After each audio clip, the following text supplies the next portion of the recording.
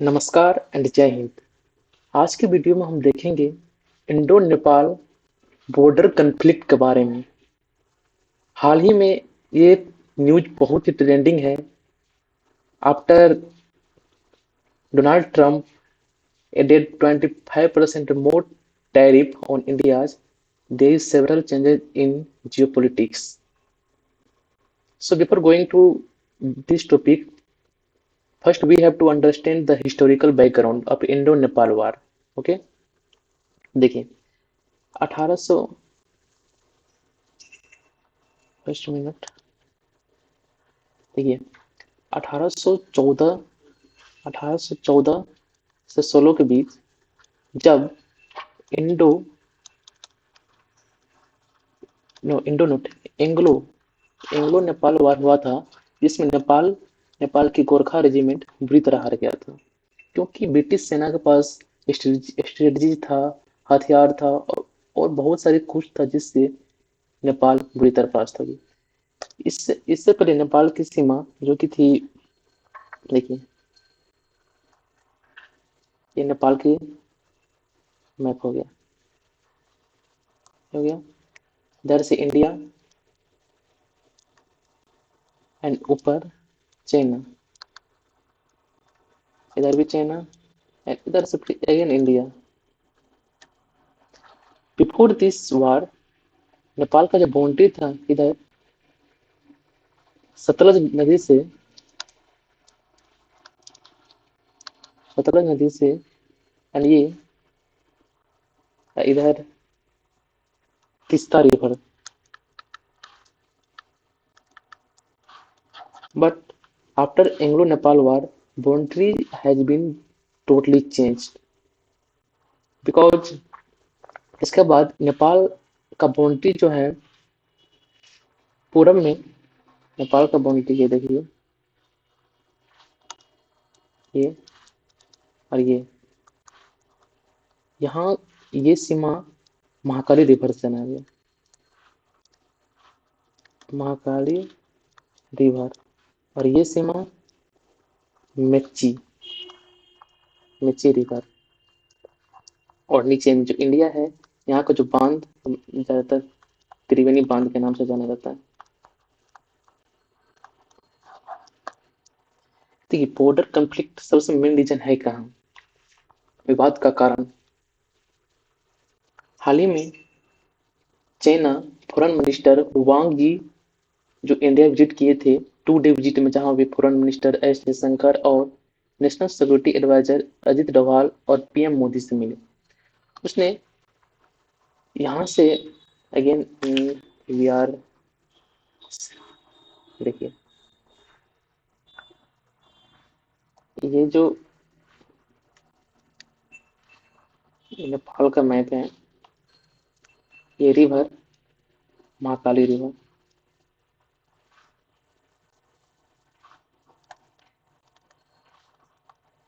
Mahakali river हो गया। इसका जो उद्गम स्थान है, इसी का सबसे बड़ा कॉन्फ्लिक्ट है। तीन तीन दर्रा यहाँ पे, ये जिसका नाम है ये Limpiyadhura, Limpiya Limpiyadhura. This one is काला पानी। Third one is Lipu lake.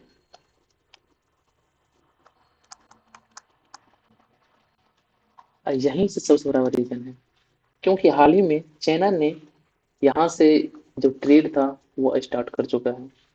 और जब ये बाउंड्री बनी, बॉर्डर रोड, BRO, जो बॉर्डर एरिया में रोड बनाने का काम करते हैं, border road organisation, border road organisation जब यहाँ पे बना है, तो वो जो कि नेपाल पीएम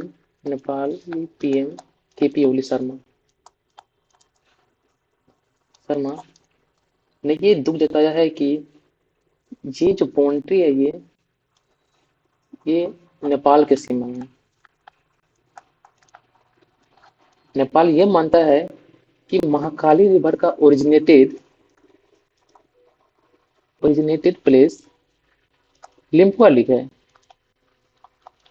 लिम्पिया धुरा लिम्पिया धुरा है, जो कि इसका बाउंड्री तब यहाँ से आ जाएगी, यहाँ से देखिए। लेकिन इंडिया इंडिया ये मानता है कि इसका ओरिजिनेटेड महाकाली रिवर का ओरिजिनेटेड स्थान लिम्पिया लिम्पिया लुक न होके लिपुलुक लिपु एल आई लिपुलुक लिपुलुक पास है। और यही सबसे बड़ा इसका रीजन है बॉर्डर कन्फ्लिक्ट होने का। और ये अभी ट्रेंडिंग में क्यों है ये हम जानते हैं।